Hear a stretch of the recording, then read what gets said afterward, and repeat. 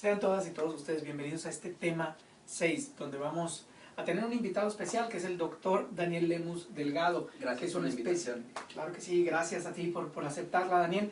El doctor Lemus es un especialista en lo que es las relaciones internacionales transpacíficas y en particular tiene una línea de investigación que tiene que ver con China. Creo que como ustedes se han podido dar cuenta en el blog que tenemos en este tema 6, pues el tema central, el tópico de nuestro blog es la manera en que se están produciendo, ¿sí?, las iPad en China. Y creo que hay una controversia ética tras este proceso de industrialización de estos gadgets electrónicos. Y nuestro blog, Daniel, ha estado muy nutrido. Yo quisiera destacar algunas participaciones de nuestros estudiantes y de nuestros tutores también. Mira, por ejemplo, alrededor de 300 estudiantes han venido participando en nuestro blog y entre ellos destacan 4 campus en particular: Saltillo, Tampico, Estado de México y Toluca. También entre nuestras tutoras más activas en esta ocasión se encuentran Miriam Guadalupe Ceballos, y estamos esperando la participación de Zacatecas, que estamos seguros que próximamente nos van a acompañar.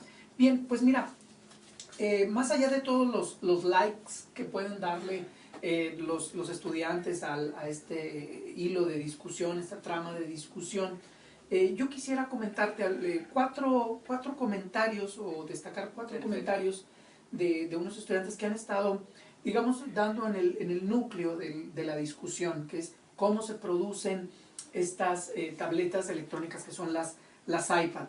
Y primero quisiera empezar con un comentario de David Junichi. Y David nos decía que Apple es una empresa muy poderosa, una empresa muy rica, que tiene que asumir su responsabilidad social. Entonces, ¿por qué se produce de esa manera en China el iPad? Bueno, pues Apple, dice David, tendría que cuestionárselo también, ¿no? Gerardo Ramos nos dice, bueno, el asunto o la controversia ética que está tras la producción de esta tecnología es el salario justo, el pago justo, o incluso hay una noción todavía más compleja que tiene una carga ética más poderosa, que es el trabajo digno. Por su parte, Dania Marian Rosas nos dice, sí, esa es una cara de la moneda, pero también tenemos otra cara de la moneda. Apple es una de las compañías más innovadoras, más exitosas económicamente. Dania nos dice, actualmente Apple ocupa la posición número 17 en términos de las empresas más rentables a nivel global. Y bueno, el asunto no es que Apple está haciendo las cosas mal, sino que tendría que replantearse algunas cuestiones que tienen que ver con el ejercicio de la responsabilidad social corporativa. Y también Antonio Alejo nos dice, bueno, en medio de toda esta discusión tenemos el asunto de los medios y los fines. Apple tiene vida propia, es una empresa que puede tomar decisiones. Y dice, no es el asunto que Apple, o el núcleo de la discusión no es que Apple tenga que cambiar o renunciar a la producción de las iPad, sino que el asunto es que Apple debería de exigir a sus stakeholders, en este caso a las plantas ensambladoras en China, pues que tenga una producción más alineada a lo que sería la filosofía organizacional de una compañía tan conocida como es Apple, es decir, una compañía que aplica ciertas normas o estándares de responsabilidad social corporativa. Y hay un comentario, Javier Gutiérrez, que me gustaría traer a la discusión para que a partir de él podamos construir un diálogo entre tú y yo. Es el de Javier Gutiérrez. Javier se cuestionaba y se preguntaba si era el asunto de entender el éxito de una organización en términos meramente económicos, o el éxito en términos de la satisfacción de una demanda social o de un servicio que era exigido por la sociedad. En este caso tú sabes que las iPad son muy demandadas, son muy socorridas en este momento, porque si bien es cierto son más caras y la gente que tiene una demanda solvente está dispuesta a pagar por ellas, también es verdad que los dispositivos estos resuelven bastantes problemas prácticos del día a día en el mundo del trabajo y en el mundo de los estudios, ¿no? Para nuestros estudiantes son usuarios asiduos de este instrumento. Y entonces él en un segundo momento decía, habría que preguntarnos qué pasa con las condiciones, ¿sí?, de los trabajadores que Apple está subcontratando en el territorio chino. Y ahí es cuando yo recurro pues a toda esta línea de investigación que tú has venido desarrollando durante los últimos tiempos, y quisiera que nos comentaras un poco de cuál es la cultura laboral en China, que nos pudieras ayudar a desmitificar, así, esto de de ser un trabajador de línea de producción de China es una situación real. Hay muchos datos en el aire. Por ejemplo, se dice que cada obrero de Apple representa $400,000 al año de ganancia ya bruta. También se dice, por ejemplo, que las condiciones de los trabajadores subcontratados por Apple en China pues son muy distintas a las que pudieran tener en América, y eso nos produce extrañeza, y eso lo asociamos nosotros con la falta de un sentido de dignidad en el empleo. ¿Qué nos puedes contar al respecto? ¿Qué nos puedes decir? Mira, Pablo, creo que el primer punto de partida es, todos los comentarios son muy enriquecedores. Me imagino que eso es una pequeña muestra de lo que ha estado sucediendo en el blog, pero en el fondo tal vez habría que tomar el problema de una perspectiva diferente y hacer un llamado a apelar a la cultura china. Y en esa parte de cómo ir desmitificando un poco un fenómeno, no habría que olvidar que mucho de lo que decimos de China lo decimos desde nuestros propios parámetros, desde nuestra propia visión, desde nuestra propia historia de vida y al final de cuentas de nuestros propios valores culturales. En el fondo la pregunta es si Apple o cualquier otra compañía puede dedicarse a llevar sus plantas donde sean más rentables. Y si en estos lugares como China, que son más rentables, independientemente de las condiciones que no son occidentales y que no cumplen con las formas de trabajo, con la legislación, por ejemplo la legislación ambiental, que es duramente cuestionada en China, nos llevaría a pensar qué tan probable es que estos socios puedan vivir de acuerdo a los estándares que exigen compañías de clase mundial como lo está haciendo Apple, ¿no? Pero para poder resolver esta pregunta yo les invitaría más bien a que pensáramos que desde el mundo chino existen diferentes tradiciones de cómo se ve la productividad, cómo se ve el trabajo, cómo se ve la colectividad por encima del individuo y cómo se ve la presión social, ¿no? Particularmente estas fábricas, como ustedes seguramente ya lo han visto en su blog y en sus clases, han llevado a una serie de estrés laboral muy alto. Pero si nosotros nos damos cuenta que estas fábricas son la punta de lanza del modelo de organización chino, es decir, son las que van a estar bajo el reflector de la comunidad internacional, son las que se han sido muy exitosas para vincularse a una economía altamente competitiva en el terreno internacional, son las compañías globalizadas y son las compañías que son tan fiables para poder ser de alguna manera proveedoras de estas marcas. Y sin embargo, son duramente criticadas por los altos estándares de trabajo y los altos estándares también de explotación laboral, ¿no? Entonces, pienso que el primer punto que habría que partir nosotros es salir de esta disyuntiva para meternos en la perspectiva desde la cultura china, qué significa el trabajo y qué significa una vida digna. Porque ese es el centro de la discusión. Hay un punto que creo que acabas de llegar y que a mí me interesa mucho. Tú decías, nuestra valoración sobre las prácticas en la industria china son desde Occidente. Entonces debo de entender que cuando nosotros pensamos en, por ejemplo, que es muy cuestionable que en una habitación duerman 6, 7 trabajadores, y eso nos parece a nosotros que atenta contra la dignidad de una persona en Occidente. Entonces, en el ideario chino eso no representa ningún problema. ¿Estoy entendiendo bien? No es que represente un problema o no. El punto aquí central que estas compañías que tienen los dormitorios son los mejores dormitorios que existen para otras formas de vida en la propia China. Es decir, son los mejores dormitorios disponibles.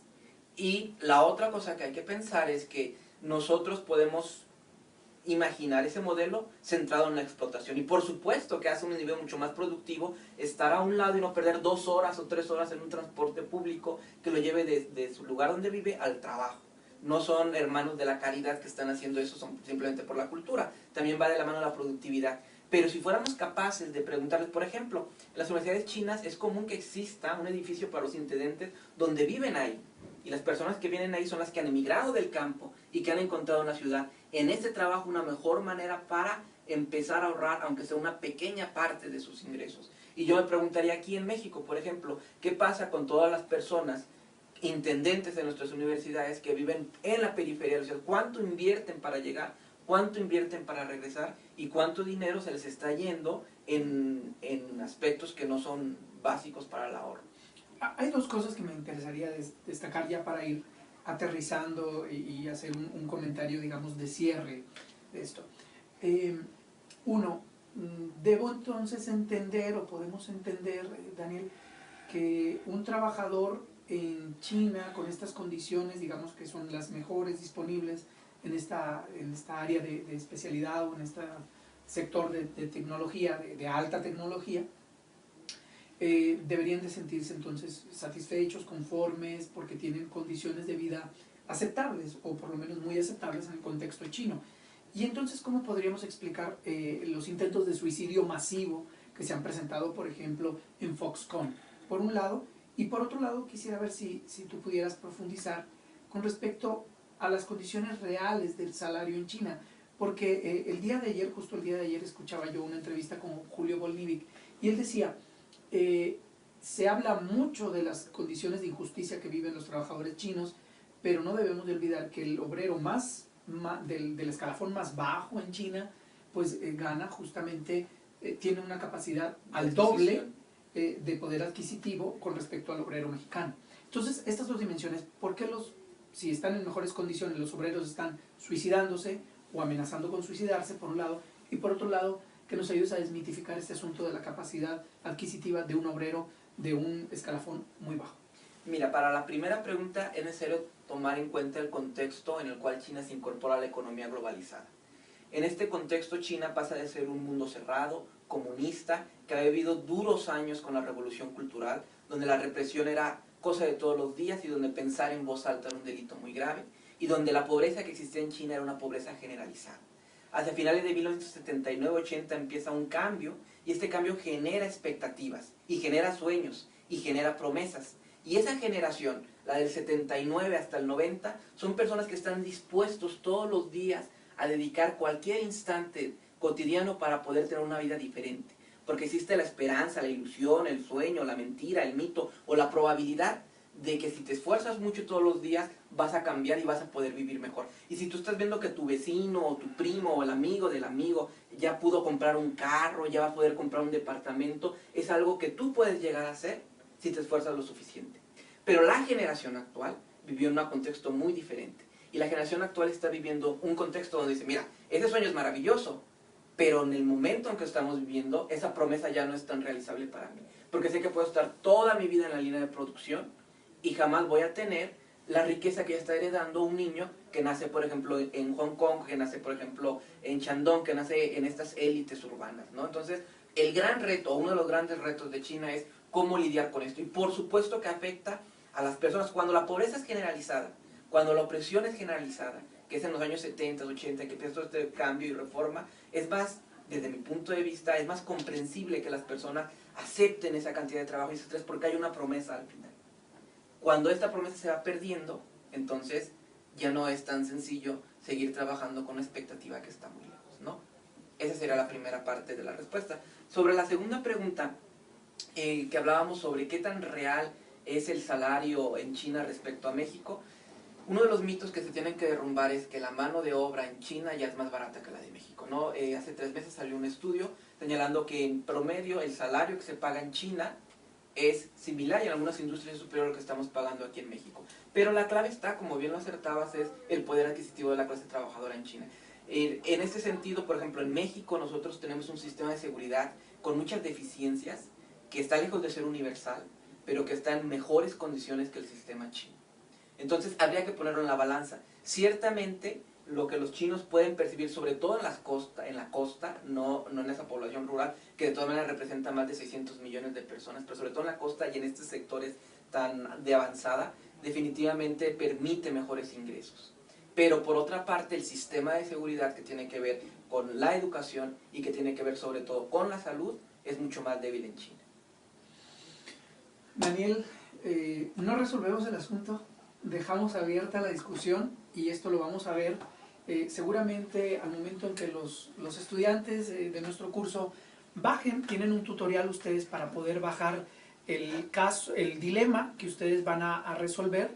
Ustedes tienen que entrar al Centro Internacional de Casos a través de la biblioteca digital, bajar el dilema, revisarlo, analizarlo, volver al blog para que vean cuáles son las opiniones, no en el ánimo de que respondan y que le den un like o continúen la discusión. Si lo quieren hacer estaríamos encantados, pero sí para que vuelvan a ver cuáles son las opiniones y tengan más pistas con respecto a su propia pues concepción del problema, y si gustan revisar de vuelta pues las palabras del doctor Lemus que